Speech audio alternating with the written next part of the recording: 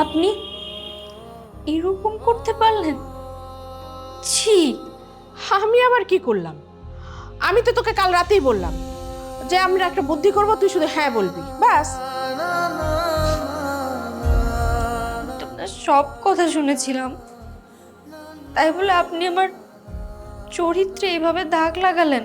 শোন, এখন যা হবার তা তো হয়েই গেছে। এখন তুই দেখ কি করে এখন নিতুর সাথে ওর বিয়েটা দেওয়া যায়। ওর সাথে যদি বিয়ে না হয়, নিতু কিন্তু মনে খুব কষ্ট পাবে।